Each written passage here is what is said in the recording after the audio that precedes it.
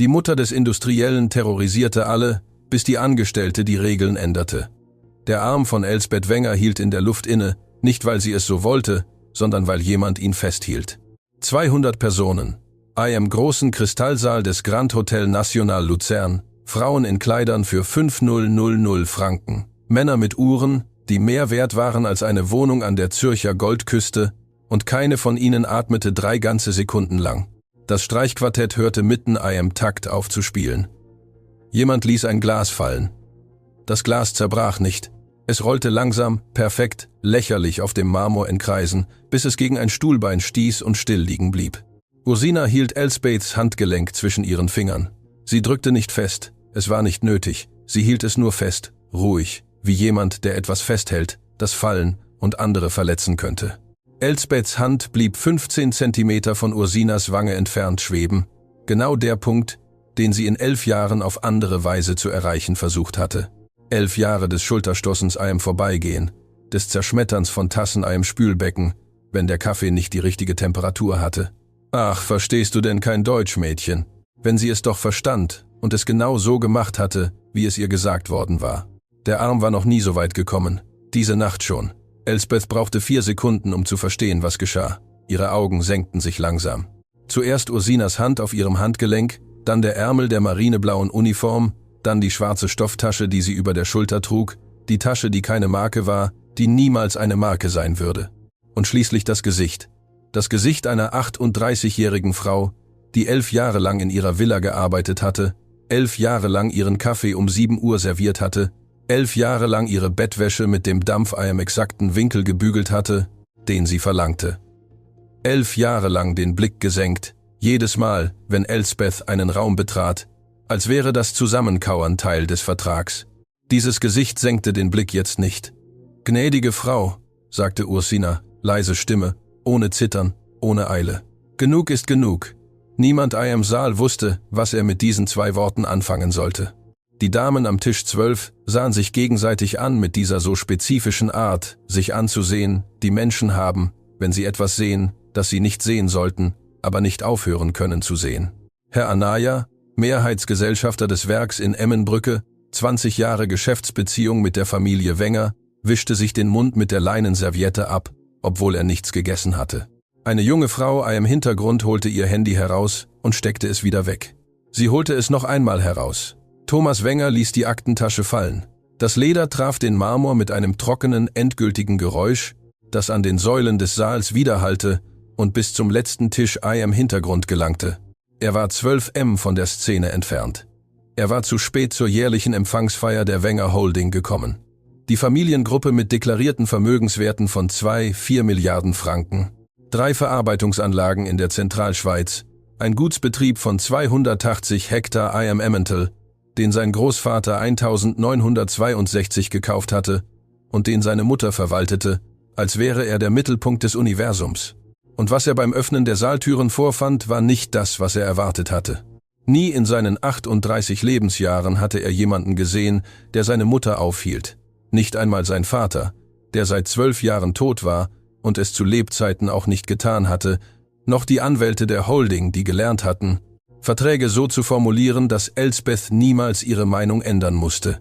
Nicht einmal er selbst, der als Generaldirektor und einziger Erbe der Gruppe seit seinem 8. Lebensjahr gelernt hatte, dass es bei seiner Mutter 2 Optionen gab: zustimmen oder schweigen. Elsbeth öffnete den Mund, schloss ihn wieder. Ihr Körper wusste nicht, wie er Widerstand verarbeiten sollte. Es war eine Sprache, die sie nie hatte lernen müssen, ein Muskel, den sie nie hatte entwickeln müssen, weil niemand in ihrer Welt es von ihr verlangt hatte. Sie versuchte, den Arm wegzuziehen. Ursina ließ ihn los, bevor sie zog. Ohne Drama, ohne Zeremonie. Sie ließ ihn einfach los mit einer Ruhe, die verwirrender war als jedes Gerangel. »Wie kannst du es wagen?« flüsterte Elsbeth. Das Flüstern war schlimmer als der Schrei. Der ganze Saal hörte es trotzdem. »Wie kannst du es wagen, Hand an mich zu legen? Weißt du, wer ich bin? Weißt du, was ich dir antun kann?« Ursina antwortete nicht. Sie griff in ihre schwarze Tasche. Die Stofftasche, die sie mitgebracht hatte, weil der Empfang eine Gala war und sie nur gekommen war, um einige Dokumente abzugeben, die Herr Thomas am Morgen auf dem Schreibtisch seines Arbeitszimmers vergessen hatte. Nicht um zu bleiben. Sie war nicht eingeladen worden, zu bleiben. Sie wurde nie eingeladen, zu bleiben, und sie zog eine gefaltete marineblaue Schürze heraus, mit einer handgenähten, dicken, unregelmäßigen Naht an der rechten Tasche. Die Fäden etwas dunkler als der Rest des Stoffes, weil der Faden, den sie 9 Jahre zuvor verwendet hatte, nicht genau das gleiche Blau hatte, aber es war der, den sie zur Hand gehabt hatte, und die Schürze diente immer noch. Und es gab keinen Grund, sie wegzuwerfen. Sie faltete sie noch einmal, legte sie mit der gleichen Sorgfalt, mit der sie herausgenommen hatte, zurück in die Tasche. Sie sagte nichts mehr. Was sie tat, war, sich ruhig, ohne Eile zu bücken, um den Manila-Umschlag vom Boden aufzuheben, der gefallen war, als Elsbeth ihr beim Betreten des Saals auf den Arm geschlagen hatte. Der Umschlag mit den Verlängerungsverträgen für das Werk in Neuenburg, der Grund, warum Ursina die Tram genommen hatte, dann den Bus, dann ein Taxi, das sie nicht hätte nehmen sollen, weil das Geld nicht für Taxis da war, um Papiere abzugeben, die nicht bis morgen warten konnten, weil Herr Thomas es so verlangt hatte. Der Grund, warum Elsbeths Arm sich erhoben hatte, weil Ursina mit ihrer Stofftasche und ihrer blauen Uniform und ihrer schlecht angepassten Naht an der Tasche die Saaltüren betreten hatte.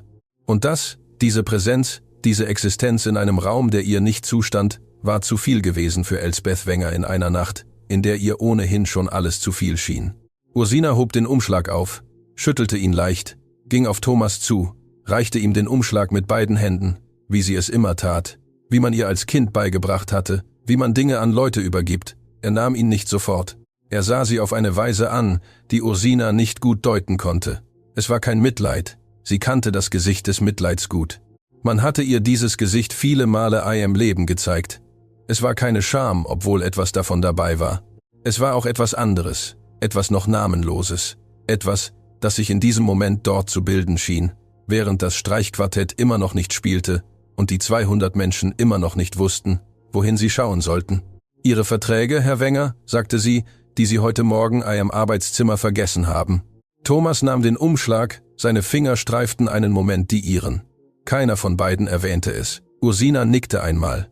Dieses kurze, präzise Nicken, das ihre Art war zu sagen, »Ich bin fertig, ich gehe.« Sie drehte sich auf den Fersen um und ging langsam, ohne zu rennen, mit dem gleichen geräuschlosen Schritt, mit dem sie 11 Jahre lang die Marmorflure der Wenger Villa entlang gegangen war, zur Saaltür.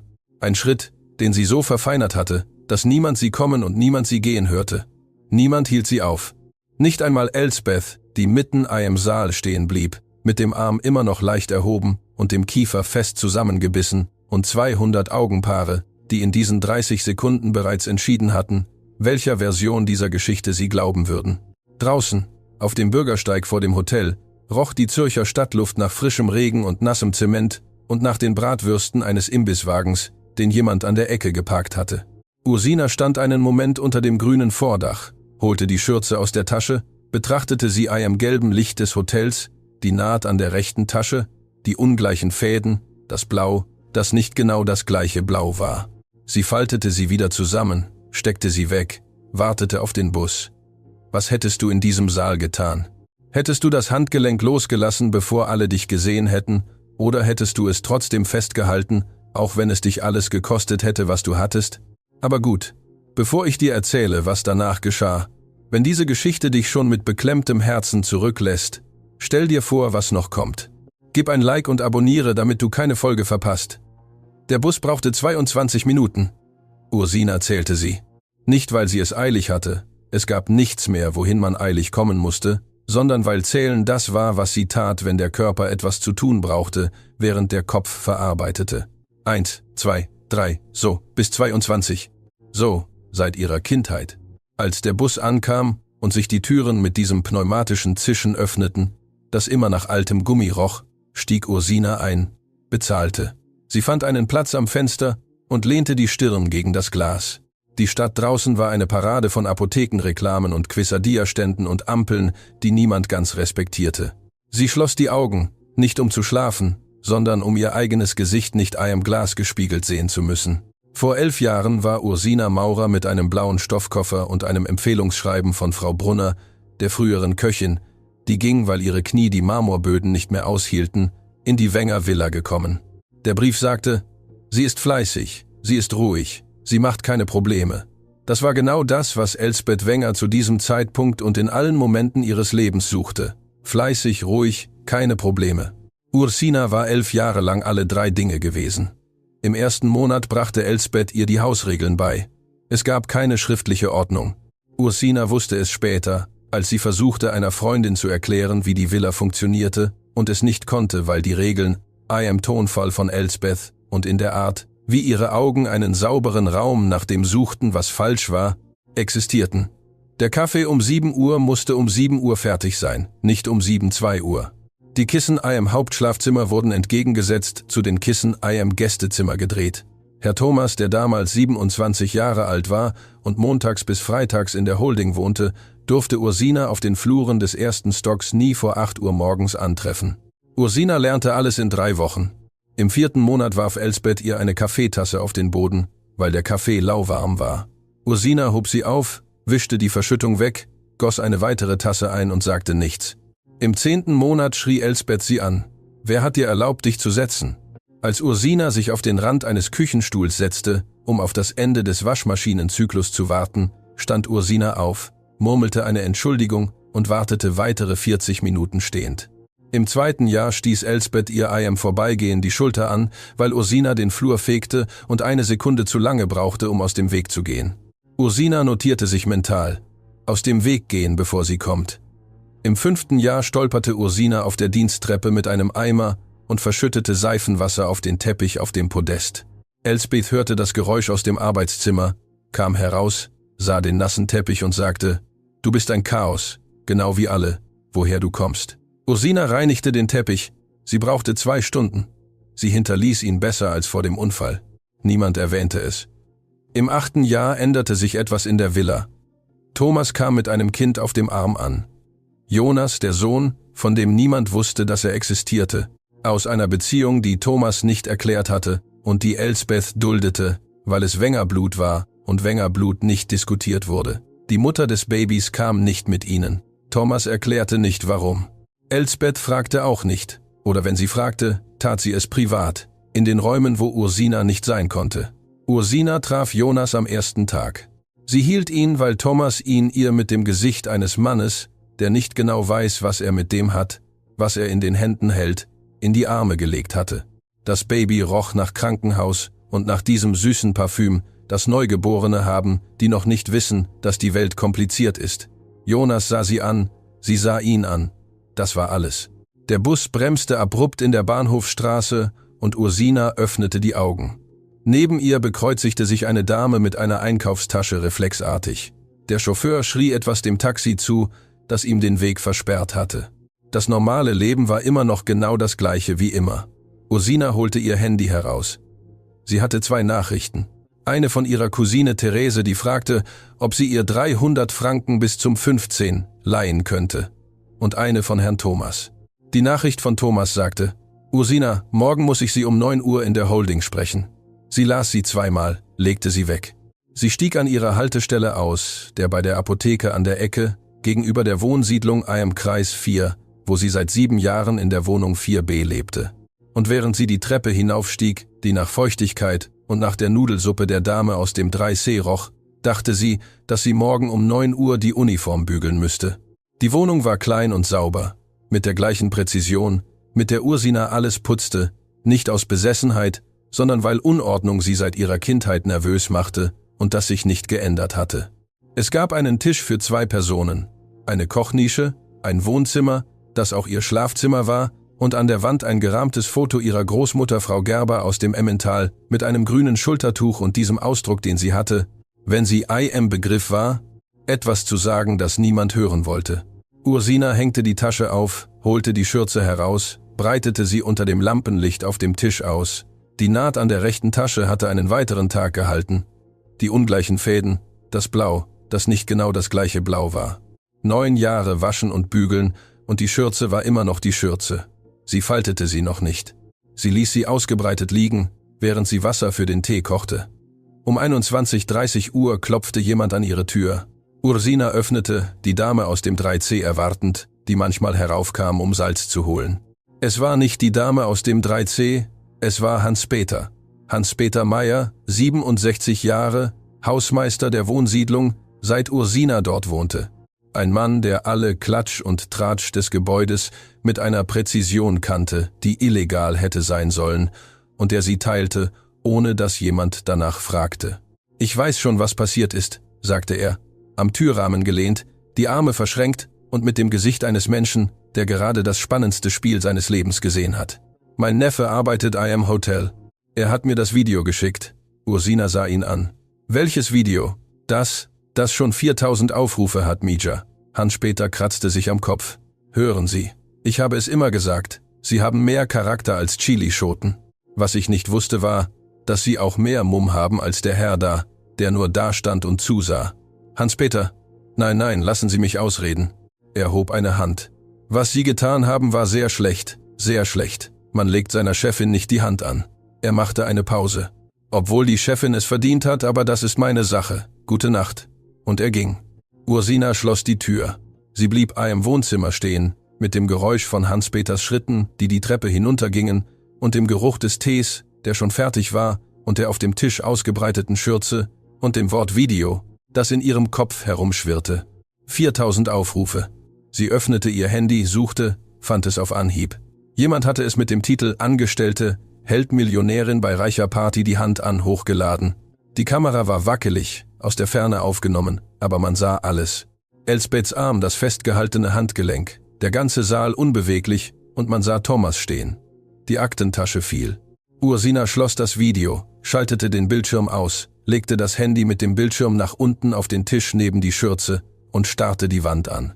Auf dem gerahmten Foto hatte ihre Großmutter Frau Gerber den gleichen Ausdruck wie immer, den eines Menschen, der bereits weiß, wie die Geschichte endet und darauf wartet, dass die anderen es selbst entdecken.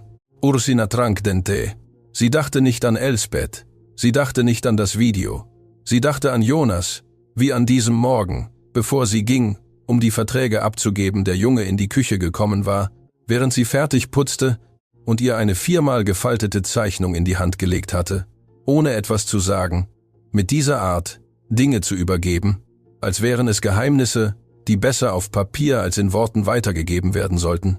Sie hatte sie ungeöffnet in ihre Tasche gesteckt. Sie war immer noch da. Sie holte sie heraus. Jetzt entfaltete sie auf dem Tisch neben der Schürze. Es war ein kariertes Notizbuchblatt, wie Jonas sie für alles benutzte. Mit Wachsmalstiften gezeichnet, eine große Figur mit rotem Kleid. Elsbeth wegen der Farbe. Jonas zeichnete sie immer rot, mit erhobenem Arm und davor eine kleine Figur mit blauer Schürze mit ausgestreckter Hand, die den Arm aufhielt. Ursina sah die Zeichnung einen langen Moment an. Dann sah sie das Datum, das Jonas in die obere rechte Ecke mit seiner Kinderschrift eines Zweitklässlers, der Groß- und Kleinbuchstaben ohne scheinbares Kriterium mischte, geschrieben hatte, 14. März vor 3 Monaten. Der Junge hatte es 3 Monate bevor es passierte, gezeichnet. Ursina faltete die Zeichnung, steckte sie neben der Schürze in die Tasche, nahm einen weiteren Schluck Tee und starrte das Foto ihrer Großmutter an der Wand an. Draußen auf der Straße hupte jemand 2-mal. Ein Hund antwortete von irgendeinem Dach. Die Wohnsiedlung war immer noch genau die gleiche wie immer. Morgen um 9 Uhr wollte Herr Thomas sprechen. Ursina trank den Tee aus, nahm die Tasse, spülte sie ab, faltete die Schürze. Die Wenger Holding befand sich an der Bahnhofstraße, in einem Glas- und Stahlgebäude, das ihr Großvater in den 80er Jahren hatte bauen lassen und das seitdem 3-mal renoviert worden war, ohne dass jemand es gewagt hätte, die Bronzetafel am Eingang zu ändern. Wenger Holding. Seit 1961. Ursina kam um 8:53 Uhr an. Nicht um 9 Uhr, sondern um 8:53 Uhr, weil pünktliches Erscheinen ihr unhöflich erschien und zu spät kommen gar nicht zur Debatte stand. Sie trug die gebügelte Uniform, die schwarze Stofftasche und die gefaltete Schürze darin, obwohl es keinen Grund gab, sie hierher mitzubringen. Sie ging nicht zur Arbeit, sie ging zum Gespräch, aber sie brachte sie trotzdem mit, wie man bestimmte Dinge ohne Erklärung mitnimmt. Die Empfangsdame ließ sie 12 Minuten auf einem Stuhl neben der Bambuspflanze warten. Ursina wartete. Um 9:05 Uhr führte eine Assistentin im grauen Anzug sie in den 14. Stock. Thomas' Büro war groß und ordentlich, mit jener Art von Ordnung, die jemand anderes aufrechterhält, die Ordnung von Schreibtischen, die nie schmutzig sind, weil jemand sie reinigt, bevor der Besitzer ankommt. Es gab einen Blick auf die Stadt, der vom 14. Stock fast schön war. Thomas stand am Fenster, als sie hereinkam, mit einer Tasse Kaffee in der Hand und dem Gesicht eines Mannes, der nicht gut geschlafen hatte. »Setzen Sie sich bitte«, sagte er. Ursina setzte sich. Thomas blieb noch einen Moment stehen, schaute auf die Stadt, bevor er sich umdrehte. »Letzte Nacht war für alle ein sehr schwieriger Moment«, sagte er. Er wählte die Worte langsam wie jemand, der über etwas geht, von dem er nicht weiß, ob es das Gewicht hält. »Was Sie getan haben?« Er hielt inne. »Ich weiß nicht, ob es richtig war oder nicht, aber ich verstehe, warum Sie es getan haben.« Ursina sagte nichts. »Meine Mutter will, dass ich Sie entlasse.« Thomas stellte die Tasse auf den Schreibtisch. »Sie hat es um 23 Uhr verlangt. Sie hat es heute Morgen um 7 Uhr noch einmal verlangt, und ich kann mir vorstellen, dass sie es wieder verlangen wird, sobald ich von hier weg bin.« Schweigen. »Was wollen Sie?« fragte Ursina. Thomas sah sie an. Diese Frage hatte er nicht erwartet. »Ich möchte wissen, was passiert ist«, sagte er. »Die vollständige Version, nicht die meiner Mutter.« Ursina sprach 16 Minuten lang. Nicht alles, nicht die ganzen 11 Jahre, aber genug. Die auf den Boden geworfene Kaffeetasse, der Stoß »I am Flur«, die Worte, die haften bleiben, auch wenn man es nicht will. Sie sprach, ohne die Stimme zu erheben, ohne Dramatik, mit der gleichen Kadenz, mit der sie erklärt hätte, wie man einen schwierigen Fleck aus dem Teppich entfernt. Thomas hörte ohne Unterbrechung zu. Als sie fertig war, blieb er einen Moment mit den Ellenbogen auf dem Schreibtisch und der Stirn auf den Knöcheln liegen, als würde er das Gewicht von etwas berechnen, das er noch nie gewogen hatte, weil er sich nie erlaubt hatte, es hochzuheben. »Warum haben Sie nichts gesagt?« fragte er ohne Vorwurf. Wirklich ohne zu verstehen. Ursina überlegte, wie sie das beantworten sollte.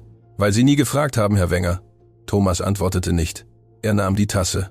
Der Kaffee war schon kalt und er trank ihn trotzdem. »Ich werde Sie nicht entlassen«, sagte er schließlich. »Aber ich muss Sie um etwas bitten, worum ich Sie nicht bitten darf. Sagen Sie.« »Geduld.« Er sagte es, während er sie direkt ansah. »Ich weiß nicht wie lange, aber ich brauche Zeit, um mit meiner Mutter auf eine Weise zu sprechen, wie wir noch nie gesprochen haben.« Ursina nickte einmal, stand auf, nahm ihre Tasche. »Morgen komme ich um 6 Uhr wie immer«, sagte sie, und ging. Elsbeth Wenger wartete auf sie. Nicht an der Tür. Das wäre zu offensichtlich, zu bedürftig gewesen, sondern »I am Flur«, des ersten Stocks neben der Diensttreppe, mit einem Glas Wasser in der Hand, das sie offensichtlich nicht trank. Sie hatte die Haare hochgesteckt und trug ein cremefarbenes Kleid, das Ursina an diesem Dienstag selbst gebügelt hatte. Sie sah sie mit einem Ausdruck an, der noch keine Wut war. Es war etwas vor der Wut, etwas Kälteres. »Nun?« sagte Elsbeth. »Guten Morgen, gnädige Frau. Kommen Sie mir nicht mit Guten Morgen. Was hat mein Sohn Ihnen gesagt?« Ursina ging an ihr vorbei in die Küche. »Dass ich morgen um 6 Uhr wie immer komme.« Elsbeth bewegte sich nicht aus dem Flur. Ursina hörte, wie das Wasserglas mit mehr Kraft als nötig auf dem Regal abgestellt wurde. Dieses kontrollierte Geräusch von jemandem, der sich entscheidet, etwas nicht zu zerbrechen. Gut. Elsbeth kam 3 Minuten später in die Küche, stellte sich in den Türrahmen. Ursina holte das Gemüse für das Mittagessen aus dem Kühlschrank. Das Mittagsmenü am Mittwoch war seit 4 Jahren festgelegt. Rindfleischbrühe, Reis, Bohnen, Tortillas. »Hören Sie mir gut zu«, sagte Elsbeth. Die Stimme war ruhig, klinisch. Die Stimme, die sie benutzte, wenn sie wollte, dass Dinge ohne Wiederholung verstanden wurden. »Sie haben letzte Nacht einen sehr schweren Fehler gemacht. Einen Fehler, der nicht wieder gut zu machen ist. Und wenn Thomas es noch nicht so sieht, wird er es sehen. Ich gebe Ihnen 2 Wochen.« Ursina legte den Koriander auf das Brett. »Noch etwas, gnädige Frau?« »Ja.« Elsbeth trat einen Schritt in die Küche. »Diese Leute, die das Video aufgenommen haben, dieses Video, das überall zirkuliert. Ich werde herausfinden, wer es hochgeladen hat. Ich werde es entfernen und ich werde sicherstellen, dass jeder, der es geteilt hat, weiß, dass es Konsequenzen hat, sich in die Angelegenheiten dieser Familie einzumischen.« Ursina begann, den Koriander zu hacken. »Werden Sie kochen oder soll ich es tun?« fragte Elsbeth. Sie sah sie einen langen Moment an, dann ging sie. Jonas kam um 15 Uhr von der Schule. Wie jeden Tag, mit schlecht geschnalltem Rucksack und herunterhängenden Socken und diesem Gesicht eines Kindes, das gerade 6 Stunden damit verbracht hat, Dinge zu tun, die es nicht selbst gewählt hatte. Er ging direkt in die Küche, ohne durchs Wohnzimmer zu gehen, weil er wusste, dass Ursina um 15 Uhr immer gerade fertig war mit dem Servieren. Er setzte sich auf den hohen Hocker neben der Kochnische. »Bist du schon da?« fragte Ursina, ohne sich umzudrehen. »Ja«, sagte er. »Wie war es?« »Gut.« Das war ein vollständiges Gespräch für Jonas. Ursina servierte ihm die Brühe, legte ihm den Reis dazu, ließ die Tortillas zugedeckt auf der Comal liegen, damit sie nicht kalt wurden, und putzte weiter den Herd. Jonas aß schweigend.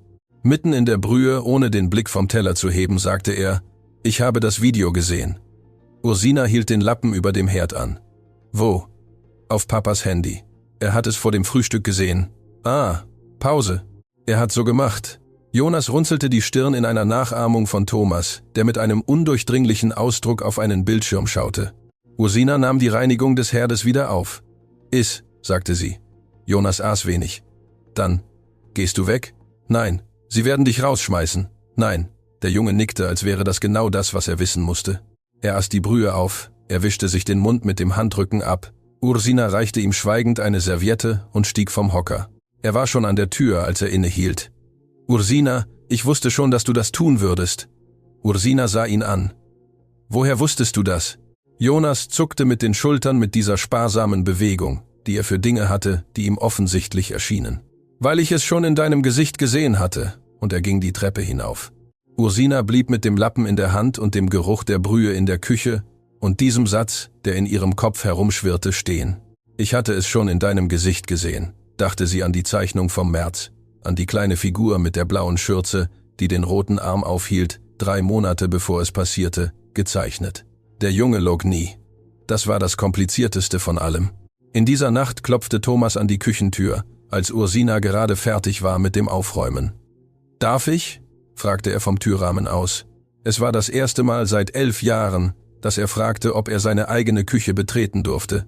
»Kommen Sie herein«, sagte sie. Thomas trat ein, lehnte sich mit den Händen in den Taschen an die Theke. Er hatte den Anzug gegen ein Hemd ohne Krawatte getauscht und sah ohne Anzug anders aus, mehr wie jemand, der auch in diesem Haus lebte, als jemand, der es verwaltete.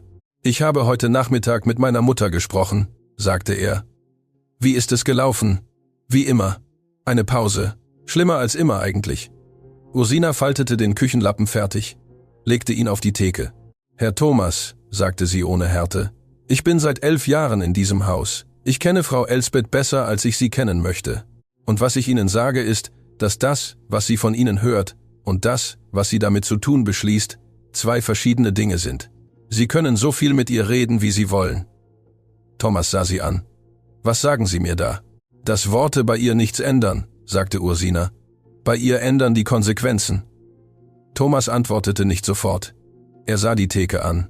Die Tasse von Jonas immer noch Abtropfgestell, der Herd sauber. »Sie erzählen mir seit 11 Jahren die Wahrheit«, sagte er schließlich leise. »Und ich habe nie zugehört.« Ursina nahm ihre Tasche. »Gute Nacht, Herr Wenger.« Sie ging durch die Diensttür hinaus. Die Nachtluft roch nach Lindenblüten und nach der Fritanga des Imbissstandes an der Ecke. Sie ging 2 Blocks bis zur Haltestelle. Der Bus kam in 8 Minuten. Diesmal stieg Ursina ein, bezahlte, fand einen Platz am Fenster, schloss die Augen nicht. 12 Tage vergingen. 12 Tage, in denen die Wenger-Villa von außen genauso funktionierte wie immer und von innen völlig anders. Was die Art ist, wie große Häuser Dinge verarbeiten, die nicht laut ausgesprochen werden. Elsbeth benahm sich. Das war das Wort. Sie benahm sich, nicht weil sie ihre Meinung geändert hatte. Ursina war nicht so naiv, das zu glauben, sondern weil sie Mass beobachtete, auf den Moment wartete, in dem Thomas die Deckung fallen ließ, oder Ursina einen Fehler machte, der sichtbar genug war, um ausgenutzt zu werden. Ursina ließ die Deckung nicht fallen, machte keine Fehler, kam um 6 Uhr an, ging um 7 Uhr, machte ihre Arbeit mit der gleichen Präzision wie immer. Sie begrüßte Elsbeth mit dem üblichen Guten Morgen. »Guten Morgen, gnädige Frau.« Und Elsbeth antwortete oder antwortete nicht, je nach Morgenstimmung. Und das war auch nicht neu. Neu war Thomas. Die erste Veränderung war klein, und Ursina bemerkte sie, weil sie 11 Jahre lang kleine Dinge in diesem Haus bemerkt hatte. Thomas begann, in der Küche zu frühstücken, nicht im Esszimmer. In der Küche, auf dem hohen Hocker, wo Jonas saß, mit einer Tasse Kaffee und dem Handy, das er manchmal überprüfte und manchmal mit dem Bildschirm nach unten auf der Theke liegen ließ, als hätte er beschlossen, nicht wissen zu wollen, was darauf stand. Am ersten Tag sagte er nicht viel. Am zweiten fragte er, ob der Kaffee mit braunem Zucker anstelle von normalem Zucker gemacht werden könnte. Das ging, und ob sie das Brot von der Bäckerei an der Ecke besorgte oder ob er es separat bestellen musste. Sie besorgte es dienstags und freitags. Am 3. Tag kam er, als Ursina das Mittagessen zubereitete, und blieb schweigend sitzen und las auf dem Handy. Und die Küche hatte diese besondere Stille von zwei Menschen, die sich im selben Raum wohlfühlen, ohne ihn füllen zu müssen. Ursina hackte die Zwiebel, das Öl knisterte, der Geruch des Anbratens erfüllte die Küche. »Was machen Sie gerade?« fragte Thomas, ohne den Blick vom Handy zu heben. »Älplermagronen. Mit was? Kartoffeln, Teigwaren, Käse, Rahm. Eine Pause. Meine Großmutter hat auch Älplermagronen gemacht«, sagte Thomas. »Die Frau, die meine Großmutter gepflegt hat, meine ich, Frau Gerber, roch auch so.« Ursina rührte das Anbraten um. »Ihre Großmutter lebt noch?« »Nein.« Eine weitere Pause. »Sie ist vor 4 Jahren gestorben. Sie war die einzige Person in dieser Familie, die ich verstand.« Ursina antwortete nicht. Manche Dinge brauchen keine Antwort. Sie brauchen jemanden, der zuhört, ohne sich zu beeilen, den Raum zu füllen, den sie hinterlassen. Thomas trank den Kaffee. »Danke für den braunen Zucker«, sagte er. Das war alles. Am 7. Tag fand Ursina die Schürze. Sie war in Jonas Zimmer gegangen, um die schmutzige Wäsche zu holen. Dienstags war Waschtag, und als sie die Tür öffnete, war der Junge nicht da. Er war in der Schule. Aber auf der Rückenlehne des Stuhls neben seinem Schreibtisch hing etwas sorgfältig, fast zeremoniell, die blaue Schürze, ihre eigene, die mit der Naht an der rechten Tasche. Ursina blieb einen Moment an der Tür stehen. Sie trat ein, nahm sie mit beiden Händen.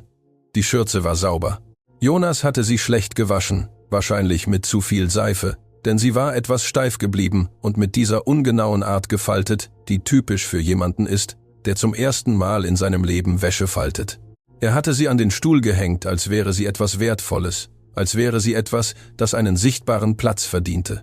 Ursina faltete sie wieder zusammen, ihre Art des Faltens, wie sie immer faltete, und steckte sie in ihre Tasche. Sie sammelte die schmutzige Wäsche ein, ging die Treppe hinunter. Im Flur des 1. Stocks telefonierte Elsbeth, die Studiotür halb offen. Ursina ging geräuschlos vorbei, der gewohnte Schritt, 11 Jahre Übung, aber sie konnte 3 Worte hören, bevor die Tür ganz schloss. Die Verträge von Lucia. Ursina blieb nicht stehen.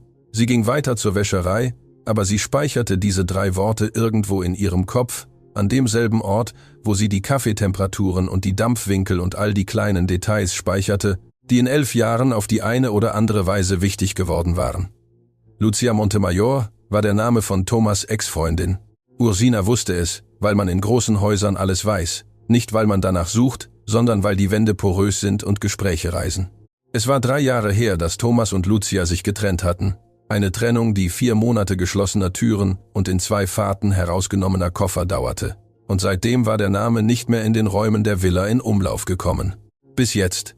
Die Verträge von Lucia. Ursina legte die Wäsche in die Waschmaschine, maß das Waschmittel ab, schloss den Deckel. Es war nicht ihre Angelegenheit. Es war nie ihre Angelegenheit gewesen. Sie wusste sehr genau, wo ihre Arbeit endete und wo die Dinge begannen, die sie nicht anfassen durfte. Genau an der Grenze dessen, was von ihr verlangt wurde, keinen Zentimeter darüber hinaus. Aber sie hatte 11 Jahre lang gelernt, Dinge zu bemerken. Und was sie an diesem Nachmittag bemerkte, war, dass Elsbeth auflegte, das Arbeitszimmer verließ und mit einem Ausdruck ins Wohnzimmer ging, den Ursina schon einmal gesehen hatte, nicht oft, nur in den Fällen, in denen Elsbeth etwas gewonnen hatte, das sie lange geplant hatte zu gewinnen. Ein zufriedener Ausdruck. Das war es, was sie beunruhigte. An diesem Nachmittag kam Thomas früh von der Holding. Er kam um 16 Uhr an, eine Uhrzeit, zu der er normalerweise nicht kam, und Ursina hörte ihn direkt in sein Arbeitszimmer im 2. Stock gehen, ohne durchs Wohnzimmer zu kommen, wo Elsbeth Tee trank. Sie hörte die Tür schließen. 20 Minuten später hörte sie Stimmen, nicht die Worte, nur den Ton, der wie Wellen gegen ein Ufer, das nicht nachgibt, auf und abschwellte. Jonas kam um 15 Uhr von der Schule, setzte sich auf den Küchenhocker, aß seine Brühe schweigend, und als er fertig war, holte er ein Notizbuch heraus und begann zu zeichnen. Ursina spülte das Geschirr. »Was zeichnest du?« fragte sie. »Dich«, sagte Jonas, ohne den Blick zu heben. »Mich? Wie?« Der Junge drehte das Notizbuch. Ursina trocknete sich die Hände am Lappen und schaute. Es war sie, mit der blauen Schürze, stehend in einer Küche, die die falschen Proportionen hatte, aber der Herd war erkennbar. Und daneben eine größere Figur. Thomas am Anzug, auf dem Hocker sitzend mit einer Tasse, beide nach vorne schauend, nicht zueinander, nach vorne. »So seid ihr«, sagte Jonas mit dieser ruhigen Autorität, mit der 7-jährige Kinder die Welt genauso beschreiben, wie sie ist. Dasselbe ansehen. Ursina gab ihm das Notizbuch zurück. »Mach deine Hausaufgaben fertig«, sagte sie. Jonas drehte das Notizbuch, nahm einen weiteren Wachsmalstift und zeichnete weiter. Ursina widmete sich wieder dem Geschirr.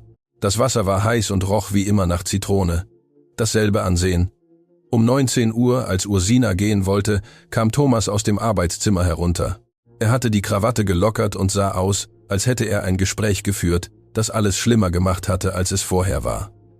Er blieb am Kücheneingang stehen. »Kennen Sie Lucia Montemayor?« fragte er. Ursina tat nicht so, als ob sie den Namen nicht kannte. »Ich weiß, wer sie ist. Ich hatte nie direkten Kontakt mit ihr. Meine Mutter.« Thomas wählte die Worte sorgfältig. »Meine Mutter will, dass ich den Kontakt zu ihr wieder aufnehme. Es geht um Geschäfte«, sagt sie. »Einige Verträge mit der Familie Montemayor für das Werk in Neuenburg.« Ursina nahm ihre Tasche. »Und was wollen Sie?« fragte sie. Es war dieselbe Frage, die sie ihm in der Holding gestellt hatte, und zum zweiten Mal erwartete Thomas sie nicht. Er sah sie einen Moment an. »Ich weiß es noch nicht«, sagte er. Ursina nickte. »Gute Nacht, Herr Wenger.« Sie ging durch die Diensttür hinaus.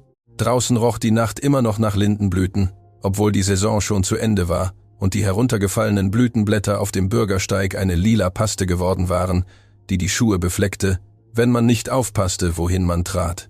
Ursina sah, wohin sie trat. Sie ging zur Haltestelle, holte ihr Handy heraus. Sie hatte eine Nachricht von ihrer Cousine Therese. Sie hatte ihr die 300 Franken geliehen. Sie konnte aufhören zu fragen. Und eine von einer Nummer, die sie nicht erkannte, bis sie las: »Hallo, Ursina. Hier ist Thomas. Ich schicke Ihnen meine Nummer, falls Sie mal etwas brauchen. Schlafen Sie gut.« Sie las sie zweimal, legte sie weg. Der Bus brauchte 16 Minuten. Ursina wartete mit der Tasche auf dem Schoß und der Schürze darin, und Jonas' Zeichnung, die vom März, die Figur mit dem angehaltenen Arm, immer noch in der Innentasche, wo sie in jener ersten Nacht hingelegt und seitdem gelassen hatte. Sie stieg in den Bus, fand einen Platz am Fenster. Draußen zog die Stadt vorbei. Die Stände, die Schilder, die Ampeln, die Menschen, die von verschiedenen Arbeiten an verschiedenen Enden derselben Stadt nach Hause kamen. Irgendwo an der Bahnhofstraße saß Thomas Wenger in einer Villa, die nach Lindenblüten roch und über etwas nachdachte, das noch keinen Namen hatte, im 14. Stock eines Glas- und Stahlgebäudes hatte Elsbeth Wenger eine Entscheidung getroffen, die sie noch niemandem mitgeteilt hatte. Ursina lehnte die Stirn gegen das Glas. Diesmal schloss sie die Augen, nicht um ihr gespiegeltes Gesicht nicht zu sehen, sondern um Jonas' Satz irgendwo zu bewahren, wo er nicht verloren ging. Dasselbe ansehen.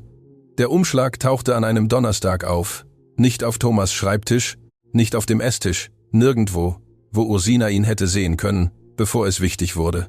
Er tauchte im Büro der Personalabteilung der Holding auf, persönlich von einem Kurier ohne Namensnennung übergeben, adressiert an Herrn Dr. Keller, den Hausanwalt der Gruppe, mit einer Notiz, die einfach lautete: Betreff: Hausangestellte Maurer. Ursina wusste 4 Tage lang nichts von diesem Umschlag. Diese 4 Tage waren normal. Das war es, was sie später am meisten belastete, wenn sie darüber nachdachte, dass sie völlig normal gewesen waren. Der Kaffee um 7 Uhr, das Mittagessen um 13:30 Uhr, Jonas, der um 14:15 Uhr mit herunterhängenden Socken ankam, Thomas, der auf dem Küchenhocker frühstückte und fragte, ob das Freitagsbrot Käsebrötchen anstelle von Gipfeli sein könnte. Das ging. Dienstagabend lud Elsbeth ein Ehepaar, die Schmidts, Minderheitsgesellschafter des Werks in Emmenbrücke, zum Abendessen ein. Und Ursina servierte das Abendessen wie immer, ungesehen, ungenannt, ohne mehr zu existieren, als der Anlass erforderte. Elsbeth war die ganze Nacht bezaubernd. Das war auch ein Zeichen, dass Ursina zu spät zu lesen lernte. Wenn Elsbeth ohne ersichtlichen Grund bezaubernd war, gab es einen Grund, der nicht ersichtlich war. Am Mittwoch kam Thomas mit dem Gesicht eines schwierigen Tages von der Holding und saß länger als gewöhnlich in der Küche. Ursina stellte ihm eine Tasse Kaffee hin, ohne dass er darum gebeten hatte. Er trank sie, ohne Danke zu sagen, aber nickte mit dem Kopf. Dieses Nicken, das bei Männern, die nicht wissen, wie man Dinge erbittet, genau dasselbe bedeutet wie ein Dankeschön. »Wie geht es, Jonas?« fragte er. »Gut. Er hat heute sein Wissenschaftsprojekt beendet. Der Vulkan ist ihm gut gelungen.« Thomas lächelte ein wenig. Es war eine so kurze Geste, dass Ursina sie nicht gesehen hätte, wenn sie nicht genau in diesem Moment hingesehen hätte. »Haben Sie ihm geholfen?« »Ich habe ihm erklärt, wie Backpulver funktioniert. Er hat es alleine gebaut.« »Klar.« Thomas trank den Kaffee. »Wissen Sie, er sagt, Sie sind seine Lieblingsperson in diesem Haus? Ursina antwortete nicht sofort. Sie wischte die Theke ab. Er ist ein guter Junge, sagte sie. Ja. Eine lange Pause. Ich weiß nicht, ob ich etwas damit zu tun hatte. Ursina sah ihn einen Moment an. Dann wandte sie sich wieder der Theke zu. Hatten Sie, sagte sie. Nehmen Sie es sich nicht weg. Thomas trank den Kaffee schweigend aus. In dieser Nacht, als Ursina durch die Diensttür hinausging, wusste sie nicht, dass es die letzte normale Nacht war, dass am nächsten Tag der Umschlag bereits auf Herrn Dr. Kellers Schreibtisch angekommen war, dass Elsbeth bereits 3 Anrufe getätigt hatte, von denen niemand in der Villa erfahren würde, bis es zu spät war. Sie wartete auf den Bus. Der Bus brauchte 11 Minuten. Der Donnerstag war schon am Morgen anders. Ursina spürte es in der Luft der Villa, bevor sie jemanden sah. Diese spezifische Stille von Häusern, wenn etwas kurz davor steht zu geschehen und die Räume es bereits wissen, obwohl die Menschen es noch nicht tun. Elsbeth kam nicht wie immer um 7 Uhr herunter. Thomas erschien auch nicht in der Küche. Ursina bereitete den Kaffee zu. Sie wartete. Um 8:30 Uhr kam Herr Dr. Keller. Ursina kannte ihn vom Sehen. Ein Mann um die 50, immer im tadellosen grauen Anzug, mit einer braunen Ledertasche, die er mit beiden Händen trug, als wäre etwas darin, das nicht umfallen durfte. Er war in 11 Jahren 4 oder 5 Mal in die Villa gekommen, immer für Angelegenheiten der Holding, immer direkt in Herrn Thomas' Arbeitszimmer. Diesmal empfing Elsbeth ihn im Wohnzimmer. Ursina servierte den bestellten Kaffee und zog sich in die Küche zurück. Sie schloss die Tür, begann das Mittagessen zuzubereiten, hackte die Karotten, setzte das Wasser auf, maß den Reis ab. 20 Minuten später öffnete Elsbeth die Küchentür. »Ursina, ich brauche Sie im Wohnzimmer.« Es war keine Bitte. Herr Dr. Keller hatte den Umschlag offen auf dem Couchtisch liegen. Darin waren mehrere bedruckte Blätter mit Briefkopf, die Ursina von ihrem Standpunkt aus nicht lesen konnte. Elsbeth setzte sich auf den großen Sessel. Der Anwalt blieb stehen. »Setzen Sie sich bitte«, sagte Keller. Ursina setzte sich nicht. »Es gibt eine Situation, die wir klären müssen«, sagte Keller, mit dieser Anwaltsstimme, die alles administrativ klingen lässt, auch wenn es ein Messer ist. Wir haben einen Bericht mit Beweisen erhalten, dass bestimmte Wertgegenstände in den letzten Wochen aus dieser Residenz verschwunden sind. Er nahm eines der Blätter. Eine Perlenkette im Wert von 85.000 Franken, eine silberne Uhr vom Schminktisch im Hauptschlafzimmer und ein Umschlag mit Bargeld, den Frau Wenger in der Schublade ihres privaten Schreibtisches aufbewahrte. Die Stille im Wohnzimmer war anders als die in der Küche. »Das ist eine Lüge«, sagte Ursina. »Ursina«, sagte Elsbeth mit einer Ruhe, die die Ruhe eines Menschen war, der diesen Moment wochenlang konstruiert hatte. »Niemand beschuldigt Sie noch. Herr Dr. Keller präsentiert nur die Informationen, die wir erhalten haben.« »Von wem?« Keller schaute auf das Papier. »Von einer anonymen Quelle, die außerdem.« Er öffnete ein weiteres Blatt. »Diese Fotos beigesteuert hat. Die Fotos waren unscharf. Unscharf genug, um zweideutig zu sein. Klar genug, um verwendbar zu sein. Eine Figur in blauer Uniform vor einem Schminktisch, eine Hand auf einer Schublade, eine Tasche, die schwarze Stofftasche, die alles oder nichts sein konnte.« Ursina sah sie an, zählte bis 3. »Diese Fotos beweisen nichts«, sagte sie. »Das stimmt«, gab Keller zu, aber angesichts der jüngsten Atmosphäre. Er sah Elsbeth einen Augenblick lang verstohlen an. Und der Vorgeschichte des Arbeitsverhältnisses. Frau Wenger hält es für das Klügste, das Arbeitsverhältnis während der Untersuchung der Angelegenheit auszusetzen. Aussetzen oder beenden? Keller räusperte sich. Beenden, mit der gesetzlich vorgeschriebenen Abfindung. Ursina sagte nichts. Sie sah Elsbeth an. Elsbeth hielt ihren Blick ohne zu blinzeln. Diesen Blick von jemandem, der diesen Moment in ihrem Kopf oft genug geübt hat, um darin nicht zu zittern. »Weiß Herr Thomas das?« fragte Ursina. »Ich verwalte das Hauspersonal dieser Residenz«, sagte Elsbeth. »Das habe ich immer getan.« Was keine Antwort war. Was genau die Antwort war. »Kann ich warten, um mit ihm zu sprechen?« »Es wird nicht nötig sein«, sagte Elsbeth. Keller öffnete seine Tasche, holte einen dünneren Umschlag heraus. »Hier ist die Abfindung. Wenn Sie heute unterschreiben, erfolgt die Einzahlung morgen.« Ursina nahm den Umschlag nicht. »Ich werde heute nicht unterschreiben.« Keller und Elsbeth sahen sich an. »Ursina«, sagte Elsbeth. Und jetzt war etwas in der Stimme, etwas, das wochenlang darauf gewartet hatte, herauszukommen. Das wird so oder so passieren. Es kann sauber und schnell sein, oder lang und kompliziert und öffentlich. Sie wählen. Ursina nahm ihre Tasche von dem Stuhl, wo sie bei der Ankunft abgelegt hatte. »Dann wird es lang«, sagte sie. Sie ging durch die Haupttür hinaus, nicht durch die Diensttür. In 11 Jahren war es das erste Mal, dass sie dort hinausging. Draußen schien die Sonne direkt und es roch nach frisch gemähtem Gras aus dem Garten der Villa gegenüber. Ursina ging bis zur Ecke, blieb stehen, holte ihr Handy heraus, suchte Thomas' Nachricht.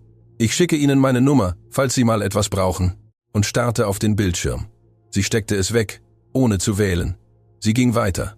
2 Blocks entfernt, auf dem Bürgersteig, hielt sie neben einem Baum an und öffnete ihre Tasche. Sie holte die Schürze heraus. Sie hielt sie einen Moment mit beiden Händen, die Naht an der rechten Tasche, die ungleichen Fäden, das Blau, das nicht genau das gleiche Blau war.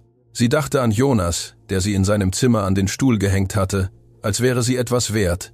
Sie dachte an die Küche, an den Geruch der Elbler Magronen, an den Kaffee mit braunem Zucker. Sie dachte an die 12 Tage, die auf ihre Weise anders gewesen waren. Sie faltete die Schürze, steckte sie weg.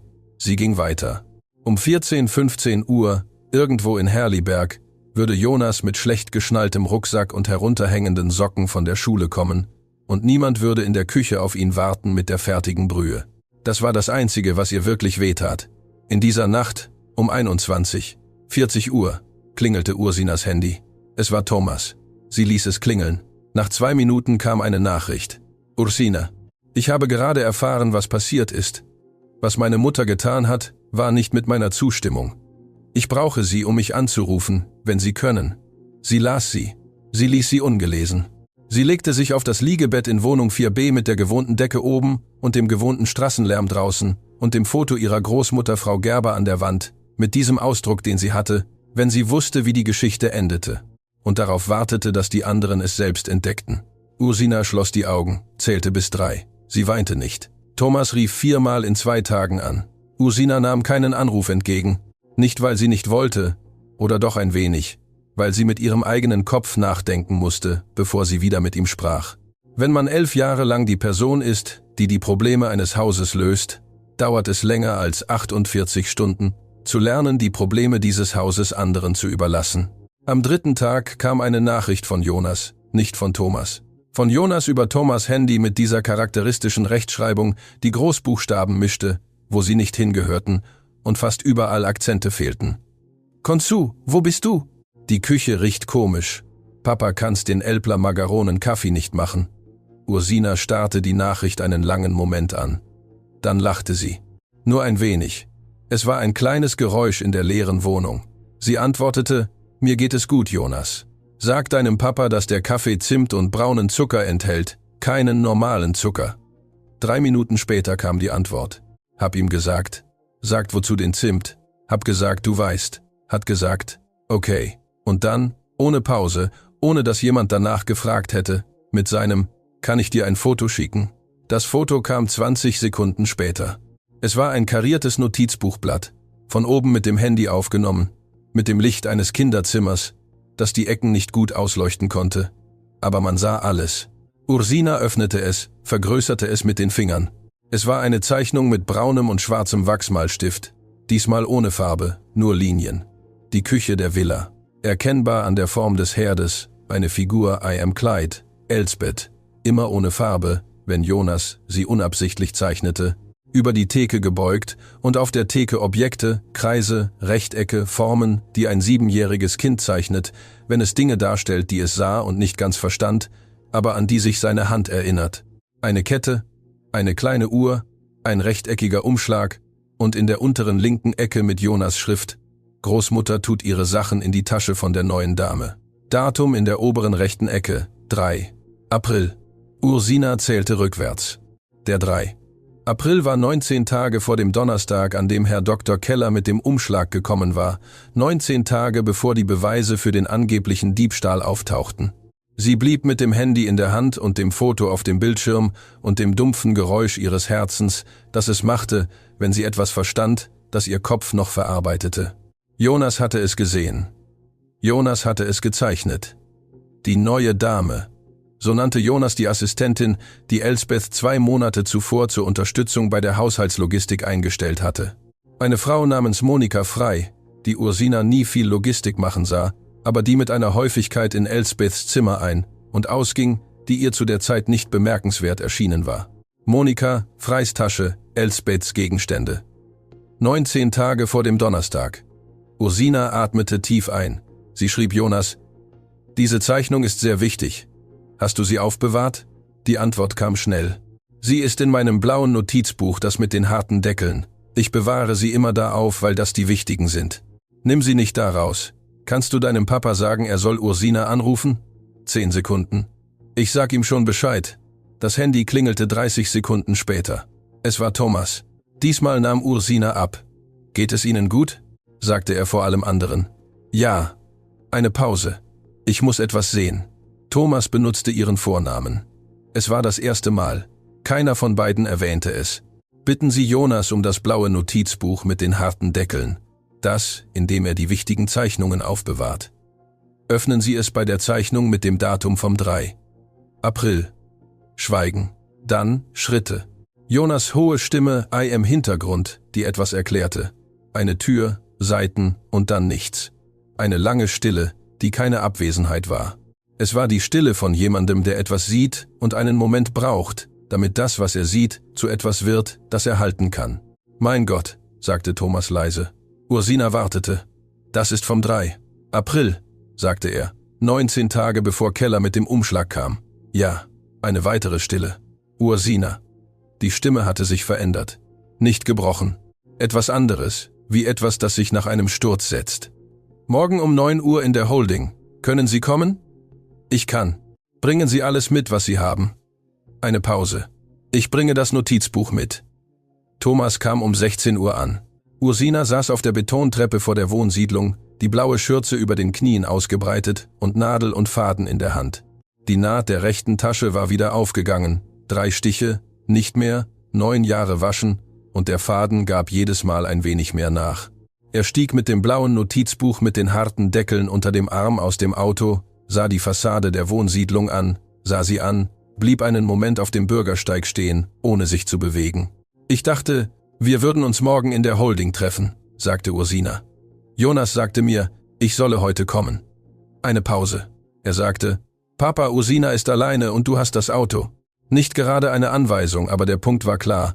Ursina zeigte auf die Stufe neben ihr. Thomas sah die Betonstufe an, sah seinen Anzug an, setzte sich auf die Betonstufe. Sie schwiegen eine Weile. Die Straße blieb die Straße. Der Mais stand an der Ecke, zündete den Brenner an, und der Geruch vermischte sich mit etwas Geschmortes, das jemand im 2. Stock kochte, und gelangte bis zur Stufe. Thomas hielt das Notizbuch mit beiden Händen, ohne es zu öffnen. Ursina beendete den 3. Stich, biss den Faden mit den Zähnen ab.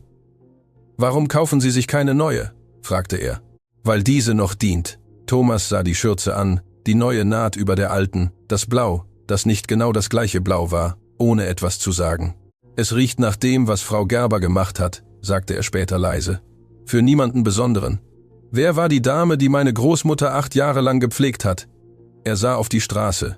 »Als meine Großmutter starb, hat meine Mutter sie noch am selben Tag ohne Abfindung entlassen. Ich war 27. Ich sagte nichts. Der geröstete Mais roch nach allen Nachmittagen aller Jahre. Deshalb habe ich 11 Jahre lang nichts gesagt«, sagte Ursina. Nicht als Vorwurf. »Ich weiß«, sagte Thomas. Die Stille, die folgte, war keine Leere. Es war die Stille von 2 Menschen, die dieselbe Straße ansahen und sie nicht füllen mussten. Thomas öffnete das Notizbuch, legte es auf ihre beiden Knie, halb auf seine, halb auf ihre, und öffnete es bei der Zeichnung vom 3. April. Die Küche, die farblose Figur über die Theke gebeugt, die Kette, die Uhr, der Umschlag, die Großmutter, die ihre Sachen in die Tasche der neuen Dame legte. »Wissen Sie, was Jonas mir heute Morgen gesagt hat?« Thomas wartete nicht auf eine Antwort. »Ich dachte, du wüsstest es schon, Papa. Ich dachte, die Großen wissen immer Bescheid.« Ursina sagte nichts. Thomas schloss das Notizbuch. »Morgen um 9 Uhr berufe ich den gesamten Vorstand ein. Die Partner, die Anwälte, meine Mutter, ich brauche sie dort mit Jonas, wenn er kommen will. Jonas hat Schule, ich weiß, aber wenn er will, kann er. Fragen Sie ihn.« Thomas stand von der Stufe auf, klopfte sich die Hose ab. Eine nutzlose Geste. Der Beton hatte nichts hinterlassen. Und dann kam aus dem Inneren der Wohnsiedlung eine Stimme. »Gehen Sie schon, junger Mann?« Ihre Großmutter Frau Gerber. 74 Jahre alt, grünes Schultertuch. Obwohl es nicht kalt war, Karierte Pantoffeln, die sie drinnen und draußen trug, weil Schuhe in ihrem Alter eine Verhandlung waren, die sich nicht immer lohnte. Sie war herausgekommen, ohne dass jemand sie gehört hatte. Thomas sah sie an. Dann sah er Ursina an. »Ja, gnädige Frau, entschuldigen Sie die Störung.« Frau Gerber musterte ihn direkt in die Augen, ohne Umschweife. »Stört nicht«, sagte sie. »Aber passen Sie auf sie auf.« Sie zeigte mit dem Kinn auf Ursina. »Dieses Mädchen erträgt zu viel, ohne etwas zu sagen. Und das ist keine Tugend, sondern eine Gewohnheit.« Sie ging hinein. Thomas starrte einen Moment auf die Tür. »Sie spricht immer so, nur wenn sie recht hat«, sagte Ursina, was fast immer der Fall ist. Thomas nickte. Das Auto startete mit seinem ruhigen Motor und verschwand um die Ecke. Ursina blieb auf der Stufe sitzen, die gefaltete Schürze daneben, der Geruch des Mais in der Luft. Dieses Mädchen erträgt zu viel, ohne etwas zu sagen. Und das ist keine Tugend. Es ist eine Gewohnheit. Sie nahm die Schürze, faltete sie noch einmal, obwohl sie schon gefaltet war, steckte sie weg. Der Konferenzraum, IM14, Stock. Der Mahagonitisch, den der Großvater 1974 aus dem Tessin hatte holen lassen. 12 Personen saßen darum herum. Elsbeth kam in einem marineblauen Kleid und mit dem Ausdruck eines Menschen, der bereits weiß, wie die Besprechung endet, weil sie entworfen hat. Ursina kam um 5 Uhr an. Thomas führte sie auf den Stuhl zu seiner Rechten. Elsbeth sah das. Sie sagte nichts. Jonas kam dahinter mit dem blauen Notizbuch mit den harten Deckeln fest an die Brust gedrückt. Er hatte gebeten, kommen zu dürfen. »Thomas, das ist keine Besprechung für Kinder. Jonas ist der einzige direkte Zeuge dessen, was wir besprechen werden.« Er räusperte sich. »Er bleibt.« Thomas sprach 20 Minuten lang, ohne die Stimme zu erheben. Der anonyme Umschlag, die unscharfen Fotos, die ohne seine Genehmigung abgewickelte Abfindung. 11 Jahre Arbeit, ohne rechtliches Verfahren oder verifizierte Beweise unterbrochen. Die Partner hörten zu. Keller machte Notizen, ohne den Blick zu heben. »Was Sie beschreiben«, sagte Elsbeth, »ist eine administrative Entscheidung innerhalb meiner Befugnisse. Das war es immer, einschließlich der Fälschung von Beweisen. Niemand hat etwas gefälscht.« Thomas öffnete den Ordner. Am 3. April, 19 Tage vor dem Umschlag, hat jemand Wertgegenstände dieser Familie in die Tasche ihrer Assistentin Monika freigelegt. Das hat ein Zeuge gesehen, eine Angestellte, die Gründe zum Lügen hat, ein 7-jähriger Junge, der nicht weiß, was ein Grund zum Lügen ist. »Schweigen«, Thomas nickte Jonas zu. Der Junge ging ohne Eile zur Mitte des Tisches. Er legte das geöffnete Notizbuch vor die Partner. Niemand sprach. Anaya beugte sich vor. Die Schmidts sahen sich an. Keller legte seinen Stift ab. »Hast du diese Zeichnung gemacht?« fragte Thomas. »Ja, am 3. April. Wichtige Zeichnungen haben ein Datum. Was hast du an diesem Tag gesehen?« Jonas zeigte ohne zu zögern mit dem Finger auf die Figur. Die Großmutter in der Küche, als Ursina nicht da war, hat die Kette und die Uhr und den Umschlag in die Tasche von Frau Monika gelegt. Ich war auf der Treppe. Sie haben mich nicht gesehen. Der Raum wurde völlig still. »Das ist eine Kinderzeichnung«, sagte Elsbeth. Etwas hatte sich an den Rändern ihrer Stimme verändert. »Es ist kein legales Beweismittel«, sagte der externe Anwalt nur. »Aber in Kombination mit Monika Freys Bankdaten, die Keller seit heute Morgen bereits hat, ist das Bild ziemlich vollständig.« Elsbeth sah Keller an. Keller sah sie nicht an. Das genügte. »Elsbeth«, sagte Anaya mit der Stimme eines Mannes, der 20 Jahre lang diplomatisch war und sich heute Morgen entschied, es nicht zu sein. »Ich habe 2 Werke in der Holding und 3 Millionen IM Guts Betrieb. Ich kann hier nicht länger sitzen bleiben, wenn es so aussieht, wie es aussieht.« Die Schmidts nickten. Elsbeth sah sie einzeln an. Dann sah sie Thomas an. »Was willst du?« »Deinen freiwilligen Rücktritt aus dem Vorstand heute. Pause. Und eine Entschuldigung an Ursina vor allen, die wir hier sind. Plus die volle Abfindung für 11 Jahre, plus Schmerzensgeld. Andernfalls geht das, was Keller hat, heute Nachmittag an die Staatsanwaltschaft.« Elsbeth sah den Mahagonitisch an, sah Jonas Notizbuch an, sah Ursina zum ersten Mal während der gesamten Besprechung direkt an. Ursina senkte den Blick nicht. »Ich brauche einen Moment. 5 Minuten«, sagte Thomas. Sie ging, ihre Absätze auf dem Flur. Dann Stille. Jonas nahm das Notizbuch, setzte sich neben Ursina und legte die Hand auf die Armlehne ihres Stuhls, nicht sie festhaltend, sondern nur darauf legend. Ursina sah die Hand des Jungen an, zählte bis 3. Sie weinte nicht. Elsbeth kam nach 4 Minuten und 40 Sekunden zurück. Sie trat langsam ein, blieb einen Moment an der Tür stehen, als würde sie das Gewicht des Raumes messen, bevor sie ihn durchquerte. Dann ging sie vor, setzte sich und legte die Hände auf den Tisch. Die Hände still, die Ringe perfekt sichtbar, alles an ihr immer perfekt sichtbar. Sie sah den Mahagonitisch noch eine Sekunde länger an. Dann streckte sie die Hand zu Keller aus, ohne jemanden anzusehen. »Geben Sie mir die Papiere«, sagte sie. Die Entschuldigung kam nach der Unterschrift. 3 gemessene Sätze ohne Umschweife. Elsbeth, sagte sie, während sie auf den Ordner vor sich schaute, nicht auf Ursina. Aber sie sagte sie laut vor den 12, vor den Partnern, die bereits entschieden hatten, welcher Version sie glauben würden. Ursina hörte sie, antwortete nicht. Es war nicht nötig zu antworten. Als Elsbeth fertig war, herrschte in dem Raum diese spezifische Stille der Momente, an die sich jeder anders erinnern wird, die aber niemand vergessen wird. 3 Wochen später kam Ursina Maurer zum ersten Mal auf den Gutsbetrieb I.M. Emmental. 280 Hektar rote Erde und weiter Himmel und der Geruch von feuchtem Gras, der mit der Morgendämmerung kommt und bis 10 Uhr nicht verschwindet. Das Haupthaus war alt und ernst, mit Lehmwänden, die die Sommersonne nicht ganz erwärmen konnte, und Korridoren, die nach Holz und Geschichte rochen. Ein Ort, der nicht schön war auf die Art, wie neue Dinge schön sind. Er war schön auf die Art, wie Dinge schön sind, die lange Zeit waren, was sie sind. Thomas empfing sie am Eingang. Der Gutsbetrieb erwirtschaftet 23 Millionen Franken pro Jahr, sagte er ohne Umschweife, was seine Art war zu sprechen, wenn er wollte, dass etwas nach einem Vorschlag und nicht nach einem Gefallen klang. Aber er wurde 8 Jahre lang schlecht verwaltet. Die Verwalter wechseln jedes Jahr, die Arbeiter trauen niemandem, der von außen kommt. Und meine Mutter hat nie verstanden, dass ein Gutsbetrieb nicht von einem Schreibtisch in der Stadt aus verwaltet wird. Ursina sah den Korridor an, die Lehmwände, den Innenhof, wo 3 Hühner taten, was Hühner tun. »Was bieten Sie mir an?« fragte sie. »Dass Sie die Leitung übernehmen. Formaler Vertrag, reales Gehalt, Prozentsatz am Gewinn. Pause. Nicht als Angestellte, sondern als Generalverwalterin.« Ursina antwortete nicht sofort. Sie ging bis zum Ende des Korridors und blickte auf den Hof. Die rote Erde, die alten Bäume, der Himmel, der I.M. Emmental morgens dieses Blau hat, das in der Stadt nicht existiert. »Warum?« Thomas stellte sich neben sie. »Weil Sie 11 Jahre lang Probleme in einem Haus gelöst haben, wo Ihnen niemand gedankt hat.« Eine Pause. »Und weil Jonas mir gesagt hat, dass Sie genau wissen, wie man Dinge richtig macht, wenn niemand zuschaut.« Ursina blickte noch einen Moment auf den Hof. »Ich werde die Arbeiter kennenlernen müssen«, sagte sie. »Alle. Und Sie müssen mich meine eigenen Entscheidungen treffen lassen, ohne jede einzelne Rücksprache mit Ihnen. Einverstanden? Und ich möchte, dass Jonas in den Ferien kommt. Hier gibt es Dinge, die ein Kind lernen sollte.« Thomas lächelte. Es war diesmal eine vollständige Geste, nicht die kurze Geste in der Küche, sondern ein ehrliches, offenes Lächeln.